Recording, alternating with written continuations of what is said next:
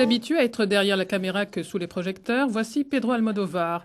À 65 ans et après une vingtaine de films, le réalisateur espagnol se dit habité par la même passion qu'à ses débuts, mais aussi, paradoxalement, par la même incertitude. Euronews l'a rencontré lors de son passage à Lyon, quelques heures avant qu'il ne reçoive le prix Lumière 2014 pour l'ensemble de son œuvre. Pedro Almodóvar, vous avez reçu les plus importants prix du cinéma, Oscar, César, Golden Globe. Vous êtes le réalisateur espagnol le plus reconnu au niveau international. Vous êtes docteur honoris causa de l'université de Harvard. Chacune de vos premières est un événement. Pour beaucoup de personnes, vous êtes un réalisateur culte. Vous le vivez comment? Toutes les récompenses, au moment où on les reçoit, sont une vraie joie. C'est quelqu'un qui te dit qu'il t'aime et ça mérite d'être remercié. Mais quand ce moment passe, ta vie redevient la même. Moi, je suis très reconnaissant, je crois que j'ai eu beaucoup de chance. Je n'aurais jamais rêvé d'une reconnaissance pareille.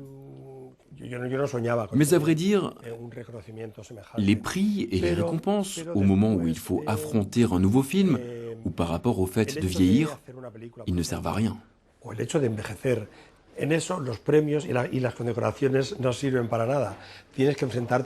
Tu dois toujours affronter des aventures différentes et ça, en même temps, c'est la chose la plus excitante. Je sens la même passion que quand j'ai commencé à faire du cinéma et en même temps, je ressens la même incertitude parce qu'on ne connaît jamais le résultat d'un film ou comment va se passer le tournage, etc.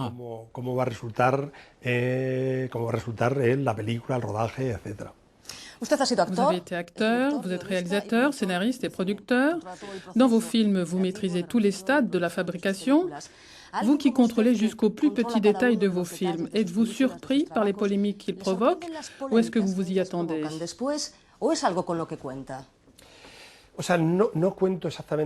Je ne calcule rien. Mais je sais que la polémique est aussi une expression de la liberté de ceux qui vont voir mes films. Je ne sais pas au préalable si je vais provoquer une polémique quelconque, mais comme c'est arrivé dès mon premier film, j'y suis déjà, d'une certaine façon, habitué. Et ces réactions ne me surprennent pas. De toute façon, ce n'est pas le type de réaction que je recherche.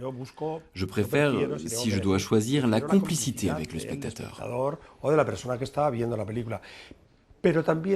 La seule chose que je demande aux gens qui ne sont pas contents de mon travail ou qui ont quelque chose à me reprocher,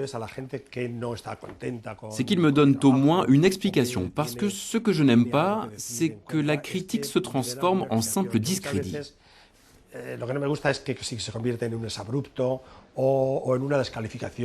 Moi, je suis conscient du type de cinéma que je fais et je ne peux pas prétendre à ce que mes films passionnent tout le monde de la même façon.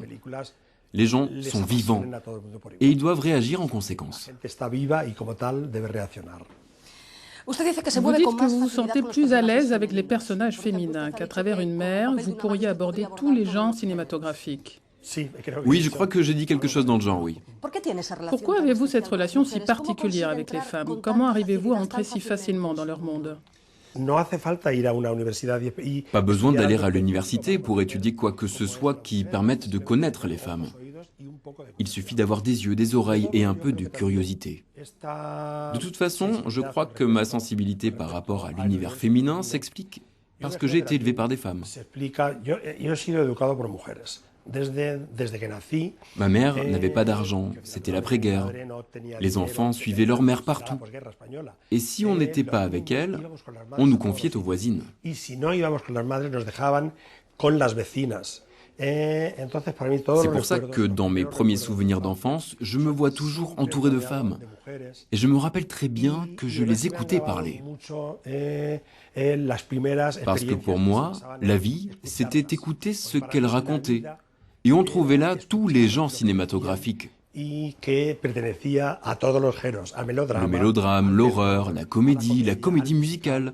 Parce que toutes ces choses se passaient vraiment sous les yeux de tout enfant de 4 ans qui restait là, au milieu de tout ça, dans les patios. Je ne savais pas qu'un jour j'allais devenir réalisateur, mais j'étais déjà en train de prendre des notes mentalement sur tout ce qui se passait autour de moi. Selon vous, avec les hommes, il n'est pas facile de faire des comédies. C'est vrai. Je crois que du fait que je sois un homme, il m'est plus difficile de rire ou de plaisanter sur mes propres expériences, alors qu'avec les femmes, je peux prendre du recul. En plus, les hommes sont un sujet dramatique plus ennuyeux. La femme, elle, a un registre beaucoup plus spontané. Et ça, c'est très bien pour la comédie. Désolé. Ces dernières années, dans vos films, on a vu plus de drames que de comédies. Mais avec votre dernier film, Les Amants passagers, vous signez une comédie dans l'esprit des années 80. Pourquoi cette nostalgie à ce moment précis de votre carrière?